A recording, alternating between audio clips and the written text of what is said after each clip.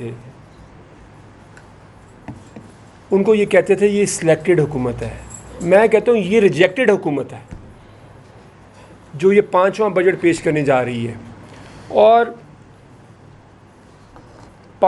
ये 4 साल की जो इकनॉमिक ग्रोथ है ये पाकिस्तान के 78 सालों की lowest average growth of the 4 years है। और ये अब हम नंबर फजिंग पे नहीं जा रहे, हम आपको बताते हैं कि 1998 और 99 के नंबर जो करंट अकाउंट डेफिसिट का नंबर था उस ज़माने में नंबर फज किए गए थे। IMF ने पाकिस्तान को उस पर फ़ाइन भी किया था। लेकिन हम इन्हीं के नंबर पे जाते हैं तो जो इकनॉमिक ग्रोथ का नंबर है 4 साल का वो 2.3% है। पाकिस्तान की आबादी की जो आबादी में इजाफे की शरह है वो 2.5% है। इसका मतलब है कि आपकी जो नेट ग्रोथ है हुकूमती नंबर के मुताबिक भी जो कि फज है वो भी नेगेटिव है।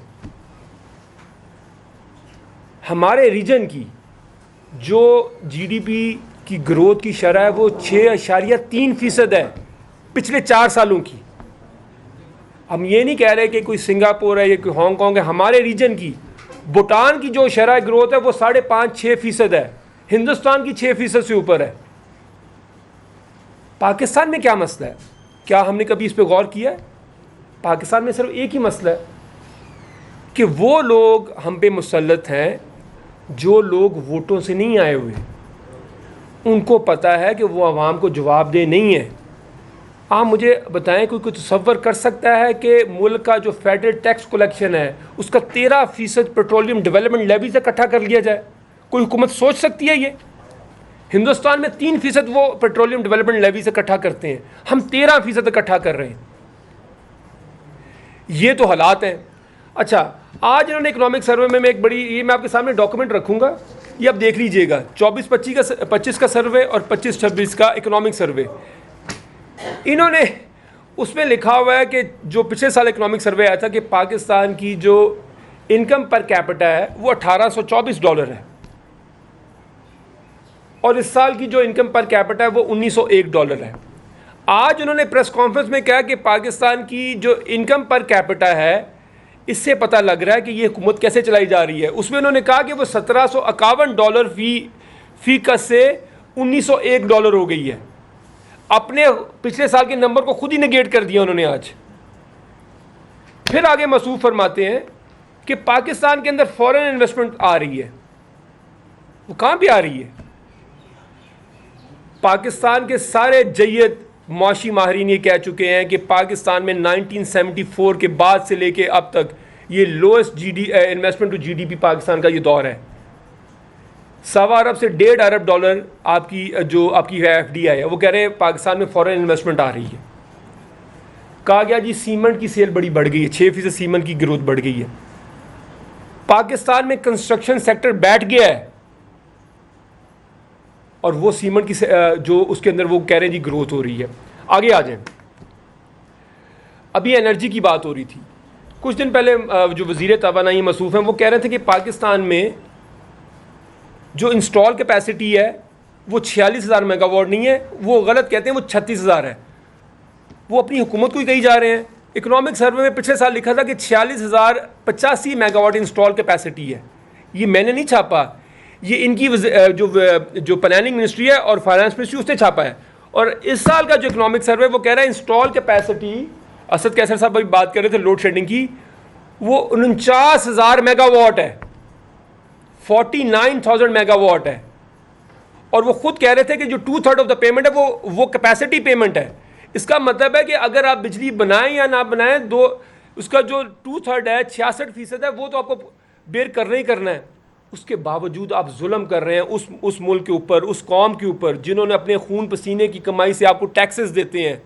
आप उनको 12-12 घंटे KPK के अंदर आप लोड शेडिंग कर रहे हैं, 18-18 घंटे आप लोड शेडिंग कर रहे हैं। कैपेसिटी पेमेंट जो 2013 में इन्होंने मुआहदे किए हैं वो 2,000 अरब रुपया हो चुकी है और आप फिर भी लोगों को लोड शेडिंग दे रहे हैं। 2,000 अरब रुपया सालाना तकरीबन ये 7 से 8 अरब डॉलर बनती है। आगे आ जाए, इन्होंने बात की जी कि एग्रीकल्चर के अंदर बड़ी ग्रोथ हो गई है। इस साल उन्होंने कहा जी एग्रीकल्चर के अंदर 2.89% ग्रोथ है। मज़े की बात यह है ना एग्रीकल्चर सेक्टर के अंदर क्योंकि सिर्फ नंबर ही है ना, फॉर्म 47 वाले नंबर ही चलाने हैं ना, नीचे बेशक फॉर्म 45 सारा ही गलत हो ना। सीड ऑफ टेक हुआ है, जो बीज की जो फरोख्त है वो वही है पिछले साल वाली, ऊपर का नंबर चेंज कर दिया ना। एग्रीकल्चर सेक्टर के अंदर जो क्रेडिट है, जो कर्जे हैं एग्रीकल्चर सेक्टर के अंदर, उसके अंदर भी कोई ग्रोथ नहीं है, लेकिन एग्रीकल्चर के अंदर ग्रोथ हो चुकी है। और वो करते क्या हैं, वो लाइव स्टॉक का जो नंबर है उसको बढ़ा देते हैं। और क्योंकि पाकिस्तान में लाइव स्टॉक का जो सेंसस है वो कोई 8-9 साल से कोई सेंसस ही नहीं हुआ, तो वो जो मर्जी नंबर कोट करते हैं उसके ऊपर। बिजली की कीमतें देखिए, इमरान खान के दौर के अंदर मैं आपको बताऊं, जो सिक यूनिट थे पिछले 10 साल से, जो 2010 के 8 के फाइनेंशियल क्राइसिस के बाद से लेके जो यूनिट बंद हुए थे इनकी इकोनॉमिक हिटमैनशिप की वजह से, जैसे इन्होंने अभी सही फरमाया कि जब भी नून लीग का दौर आया पाकिस्तान की एक्सपोर्ट नीचे गई हैं, और ये 40 साल इन्होंने हुकूमत की है, इसमें कोई जंग नहीं हुई, इसमें कोई पेंडेमिक नहीं आया, कोई एक क्लाइमेट कैटास्ट्रोफी नहीं हुई। इमरान खान ने सिर्फ 40 माह इस मुल्क में हुकूमत की है और उसने रिकॉर्ड कायम किया कि 40 माह के अंदर उसने $8 बिलियन की एक्सपोर्ट बढ़ा दी। और इन्होंने, तजर्बाकारों ने, 4 सालों बाद $1.5 बिलियन एक्सपोर्ट फिर नीचे गिरा दी है। तो ये कह रहे हैं लार्ज स्केल मैन्युफैक्चरिंग बढ़ रही है। और फैसलाबाद में तो आप एप्टमा की रिपोर्ट देख लें कि 190 मिलें बंद हो चुकी हैं। वो ग्रोथ कहाँ से आ रही है? गुर्बत आपकी इनके दादोशुमार के मुताबिक, जो कि बड़ा लीनियट दादोशुमार है, कि 29% हो गई है, 2018 में 21% थी। तो गुर्बत आपकी तकरीबन 30% बढ़ गई है पिछले 8-9 साल में। और ये कह रहे हैं कि पाकिस्तान में इकोनॉमिक ग्रोथ हो रही है। उसके बाद हेल्थ की स्पेंडिंग आप चेक करें, पिछले साल जीडीपी का 0.9% आपकी हेल्थ स्पेंडिंग थी। इससे आपकी गवर्नमेंट को फोकस पता लग रहा है। गल्फ स्ट्रीम जेट लेने के लिए, बाकी चीज़ें करने के लिए आपके पास पैसे हैं। और यही एलीट कैप्चर है कि इमरान खान की सारी पॉलिसीज थी आम आदमी के लिए। वो कोई फॉरेन ट्रिप पे फौज जफर मौज नहीं लेके जाता था। ये बड़े आज फ़ख्र से बता रहे हैं। आपको बताऊं, इमरान खान के जो टोटल फॉरेन ट्रिप्स थे उसके ऊपर 300 मिलियन रुपया खर्चा आया था। और शहबाज शरीफ के जो टोटल फॉरेन ट्रिप्स हैं उतने ही अरसे के, उसके ऊपर तकरीबन 2.25 अरब रुपया खर्चा आया है। ये जाते हैं पता नहीं क्या, पाकिस्तान में 1 रुपया पाकिस्तान के अंदर ये दौरे कर पता नहीं किस चीज़ के रहे हैं। तो हमारे दौर के अंदर तो पिछले साल जो इनकी हेल्थ स्पेंडिंग थी वो 0.9% ऑफ द जीडीपी थी। इस साल वो उससे भी नीचे गिर गई है, वो 0.8% ऑफ द जीडीपी है। अभी हम देख रहे थे कि हायर एजुकेशन का जो बजट है वो सिर्फ 65 अरब रुपये है। उतने के मेरा ख्याल है गल्फ स्ट्रीम जेट है, ये लैंड क्रूजर्स हैं, एफबीआर के मुलाजिम को जो नई गाड़ियाँ लेके दी हैं, अगर आप वो मिला लें, 1000 गाड़ी लेके दी गई है एफबीआर को। किस काम के लिए? ताकि लोगों को गलत नोटिस भेजे जा सकें, ताकि जो 1000 रुपये टारगेट से नीचे, और 1000 अरब, ये बिल्कुल। हाँ। और वो 1000 गाड़ी लेके दी गई किस चीज़ के लिए? आपने टैक्स बेस तो आपने वाइड ही नहीं की। आम पाकिस्तानियों का आपने कुचूमर निकाल दिया है। 1500 अरब रुपये आपने पेट्रोलियम लेवी से निकाल लिया इस साल, जो कि 2022 में हमारे दौर में सिर्फ 200 अरब रुपया था। हमने तो इकॉनमी को जैसे स्टेबलाइज किया था। और ये मुझे अभी तक याद है, ये जब हमारी हुकूमत आई, ये टीवी प्रोग्रामों में इनके जो सहाफ़ी हज़रात होते थे और वो ये साथ मिलके कहते थे आप IMF के पास जा क्यों नहीं रहे। पीटीआई के ऊपर जो सबसे ज़्यादा क्रिटिसिज्म था नून लीग की और पीपल्स पार्टी की तरफ से, वो ये था कि आप IMF के पास क्यों नहीं जा रहे। और मैं आपकी याददाश्त के लिए बता दूं, 1991 के बाद पाकिस्तान में टोटल 11 IMF प्रोग्राम हो चुके हैं। उनमें एक जनरल मुशर्रफ के दौर में था और एक पीटीआई के दौर के अंदर था। बाकी जो 8 से 9 प्रोग्राम है वो इन दोनों तजर्बाकारों ने किए हुए हैं। हिंदुस्तान 1991 के बाद किसी IMF प्रोग्राम में नहीं गया। तो आज पाकिस्तान की मईशत की सिमत क्या है? और मैं आपको बात बताऊँ, ये बात कर रहे हैं इंडस्ट्रियल ग्रोथ की।